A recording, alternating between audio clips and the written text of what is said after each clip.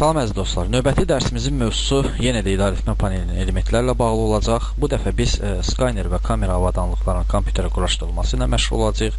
Əlbəttə, idarəetmə panelində bunun üçün xüsusi proqram nəzərdə tutulub. Bu proqram skaner ilə kamera adlanır. Proqramı ekrana çağırmaq üçün mausun sağ düyməsi üzərində vuruldu və artıq sətri seçildi.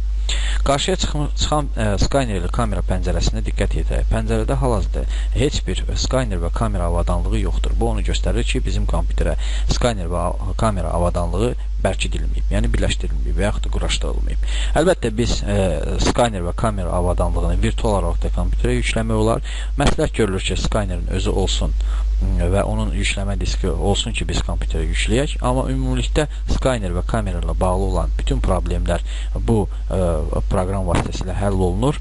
Əgər biz virtual olaraq kompüterə hər hansı bir skanerə əlavə etmək istəyiriksə, onda добавить устройство обработки изображения adlanan sətr seçilir. Yəni, bu onu göstərir ki, şəkilləri redaktə edən hər hansı bir avadanlığı kompüterə yükləmək, yəni əlavə etmək. Bunun üçün sol düymə sıxıldı və printer faxı pəncərəsində olduğu kimi bizə qarşıya onu yükləyən xüsusi usta salamlayır. Master ustanovka skaner ilə sifrovoy kamera, yəni skaner və rəqəmli foto avadanlıqları yükləyən usta və əməliyyatın davamı üçün biz dali düyməsini sıxmağa məcburuq və dali düyməsi sıxılır.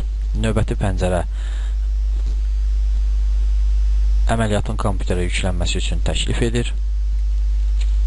Printer faxı pəncərəsində olduğu kimi bu pəncərə də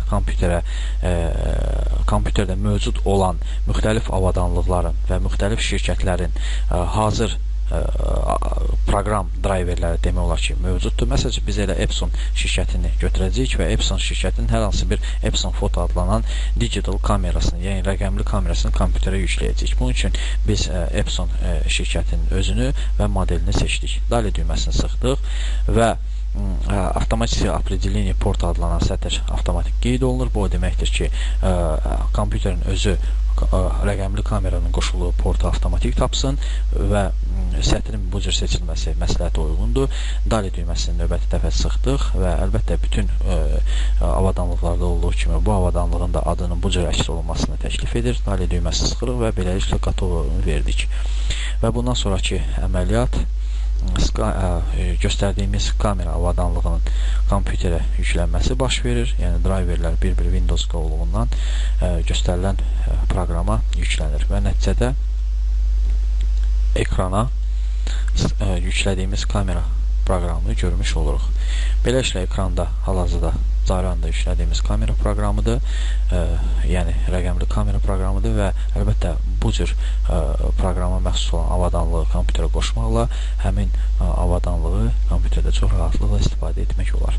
Əgər biz yeni kamera avadanlığı almışıqsa, onun üstündə hökmən yükləmə diski verilir və bu yükləmə diski vasitəsilə biz yeni avadanlığı kompüterə asanlıqla tanıda bilərik. Diqqətinizə görə çox sağ olun.